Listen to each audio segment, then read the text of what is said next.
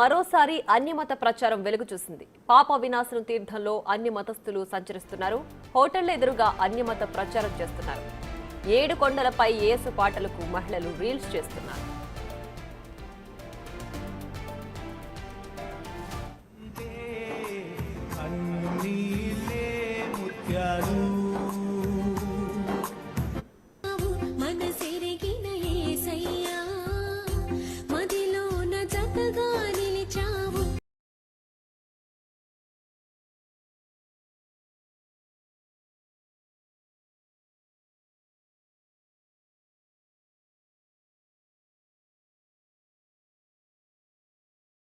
పాప వినాశనంలో 20 మంది అన్య మతస్థులు ఉన్నట్లు సమాచారం. ఫారెస్ట్ సిబ్బంది సహకారంతో వారంతా అక్కడికి చేరుకోగలిగారన్న ఆరోపణలు కూడా వస్తున్నాయి.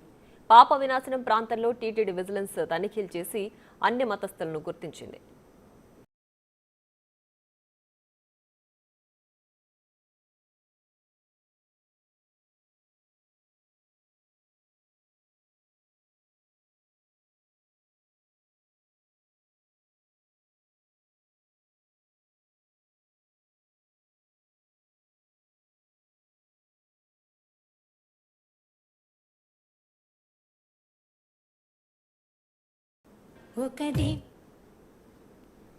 పూర్తి సమాచారాన్ని మా ప్రతినిధి దామోదర్ అందిస్తారు. దామోదర్, చెప్పండి. పాప వినాశనంలో అన్య మతస్థులు ఇక్కడ రీల్స్ చేయడం, నిబంధనలకు విరుద్ధంగా వ్యవహరించడం, అలాగే ఇప్పటికే 20 మంది ఉన్నట్లుగా కూడా గుర్తించారు కదా, ఇంకా ఉన్నారా? ఏంటి దీనికి సంబంధించిన డీటెయిల్స్? ఫారెస్ట్ శాఖ ఆధీనంలో తిరుమలలోని పాప వినాశనం దగ్గర దుకాణాలు కేటాయించారు. ఈ నేపథ్యంలో అక్కడ కొంతమంది సంచార జాతులకు సంబంధించిన వారు దుకాణాలు పెట్టుకోవడానికి అనుమతించారు.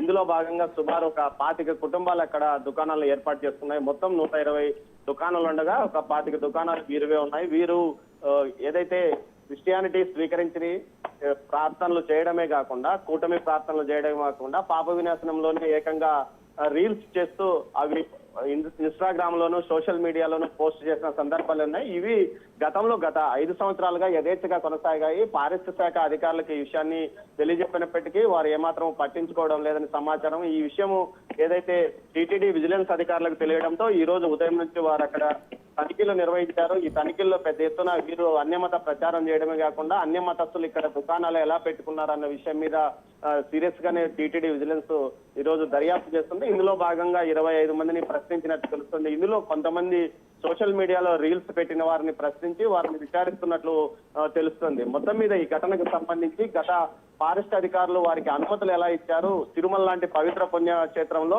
ఈ విధంగా అన్యమతానికి సంబంధించిన వారు వచ్చి ఇక్కడ దుకాణాలు పెట్టుకోకూడదు, అయితే ఈ విషయంలో నిబంధనలు సడలించారా లేకపోతే ఎవరి రాజకీయ సిఫార్సు మీద వీరికి దుకాణాలు పెట్టుకోవడానికి అనుమతి ఇచ్చారా అన్న విషయం మీద కూడా టీటీడీ విజిలెన్స్ ఎంక్వైరీ చేస్తుంది. ప్రియా, అయితే ఏదైతే సోషల్ మీడియాలో పోస్టులు పెట్టిన వారందరినీ వెంటనే ఖాళీ చేయాలి, ఏదైతే టీటీడీ చట్ట నిబంధనల ప్రకారం వారి మీద కేసు కూడా నమోదు చేయాలంటూ కూడా పోలీస్ శాఖకు సిఫార్సు చేసినట్టు తెలుస్తోంది. ప్రియా.